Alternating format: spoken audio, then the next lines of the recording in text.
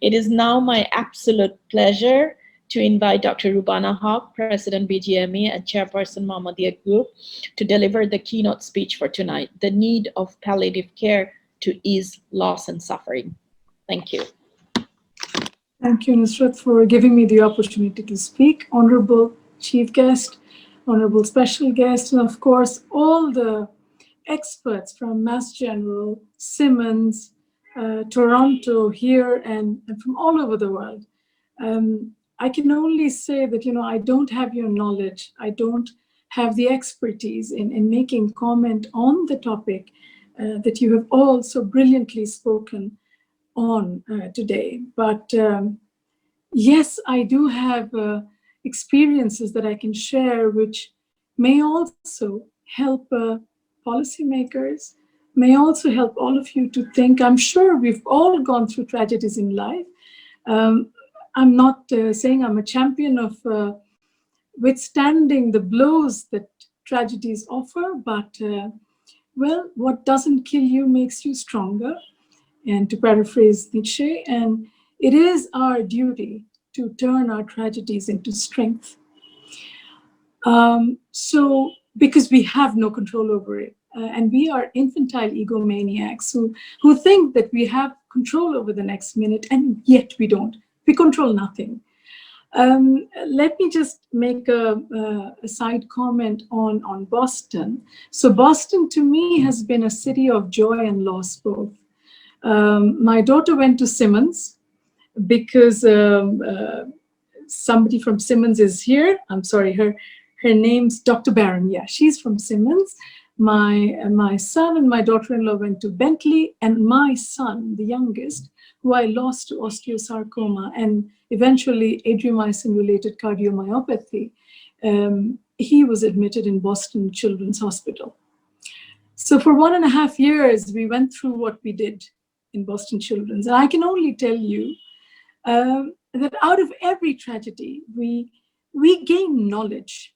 And if we are able to change anything, that helps us through. So in Boston Children's, amidst so much of attention, and there were so many doctors, I had met so many counselors also at that point. And it wasn't as if I invited them to come over, they were just around.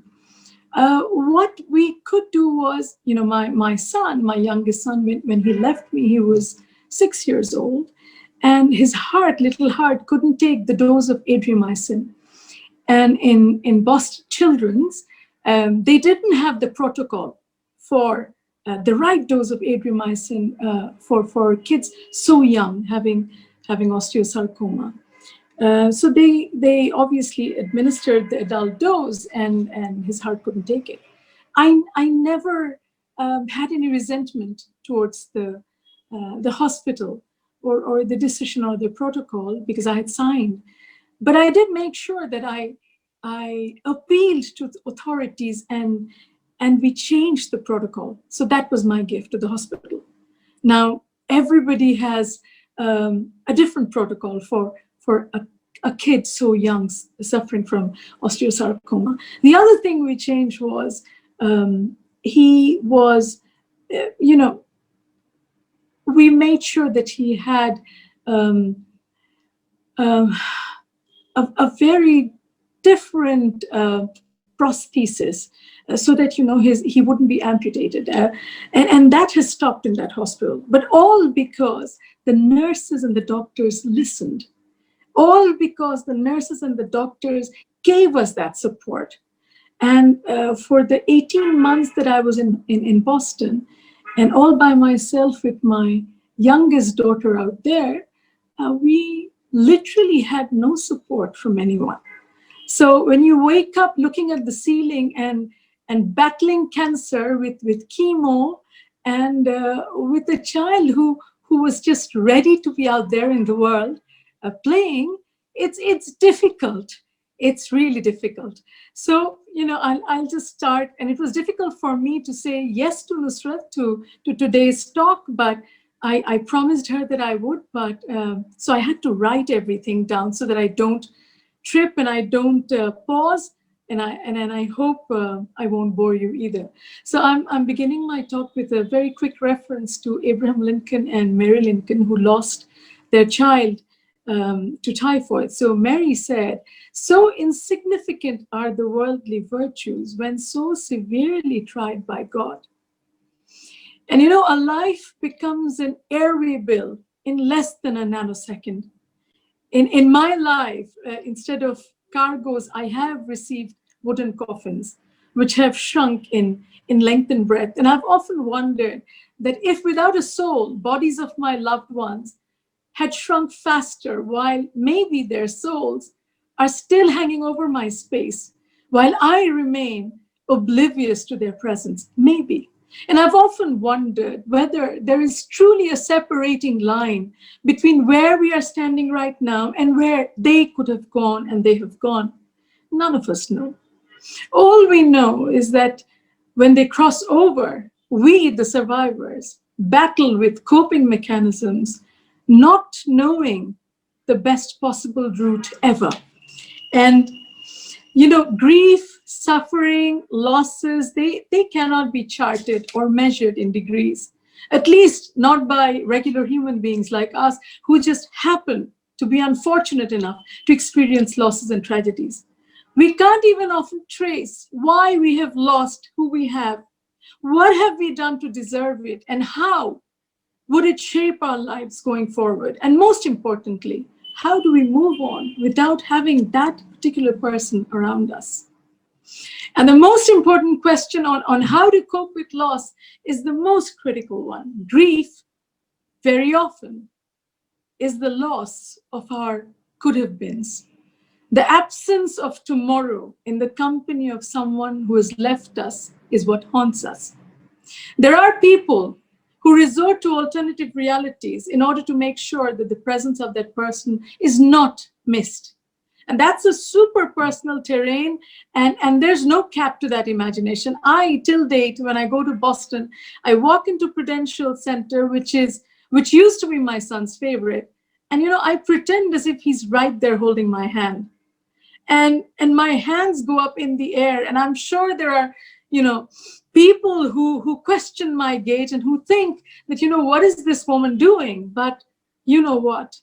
In my little world, what matters is my own reality and my own perception. And my imagination does invoke my supplementary mode of survival. So with years going by, often the discussion comes up about closures.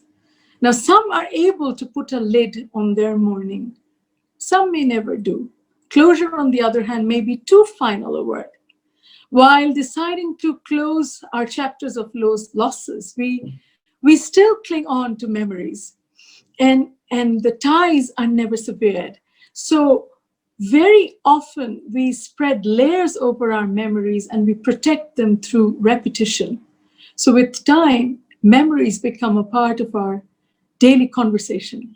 However, one thing becomes crystal clear when we talk of a loss or of an impending loss, that the person leaving us, and us, of course, both parties need to be soothed.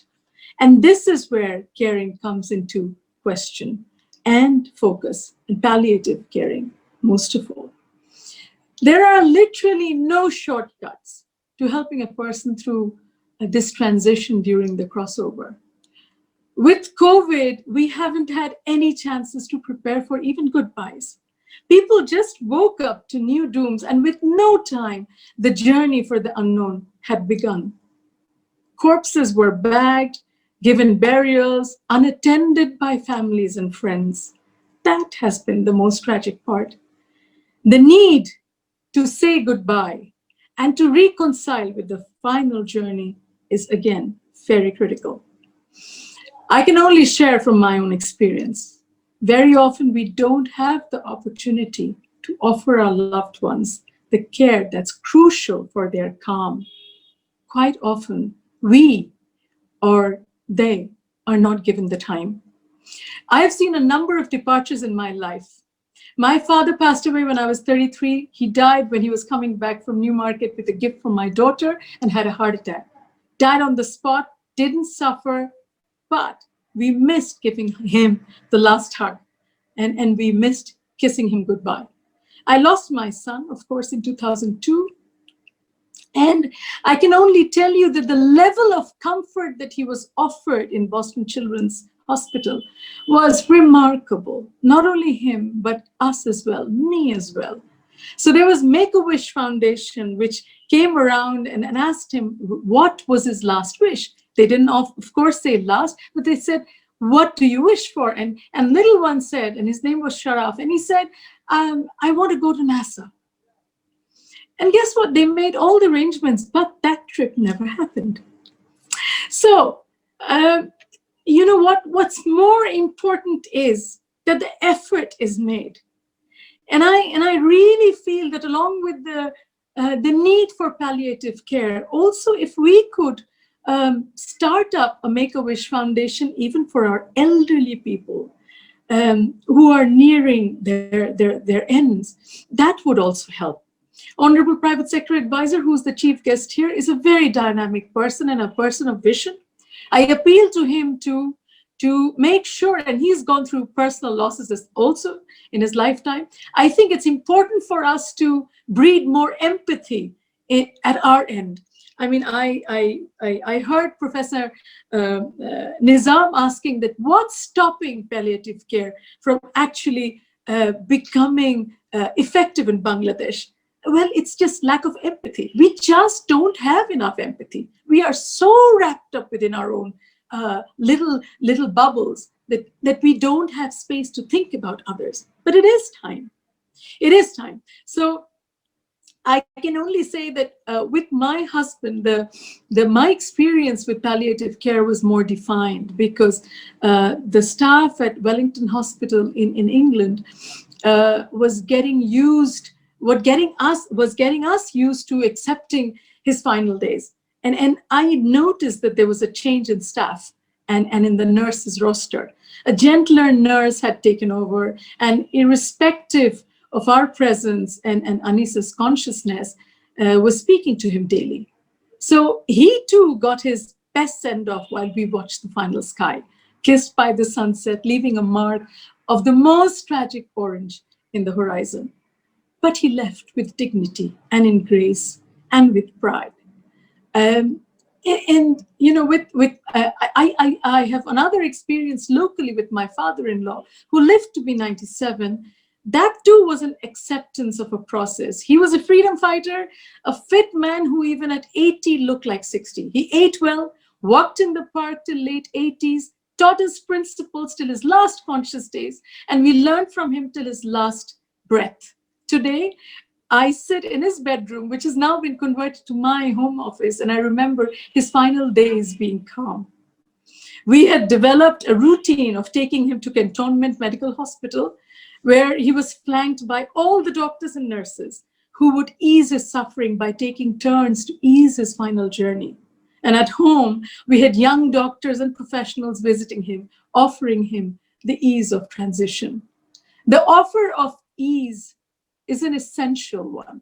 While people in final stages sense the approach of the end, their acceptance of the unavoidable puts families to ease. While palliative care helps the terminal patient, it also eases the pressure of tragedy on families. All we can look for is a combination of palliative care for the patients and counseling for families at the same time. Grief is not an overnight attack. It lingers throughout our lives. And therefore, an invitation to speak about coping with the end is not the easiest task of all. Presenting loss in a keynote is challenging. Charting losses is impossible, especially when one can't even measure how heavy our eyelids become with tears with time. Those affected by grief can only look for a temporary cure to soothe their sores, and for the patient and for the family both. While breath becomes air, the survivors bear the heaviest burden of reconciliation and closure. Let us take both the patients and their families into consideration and offer support to cope with pain. Thank you, Ayat Foundation, and thank you all for listening to me with patience. Thank you.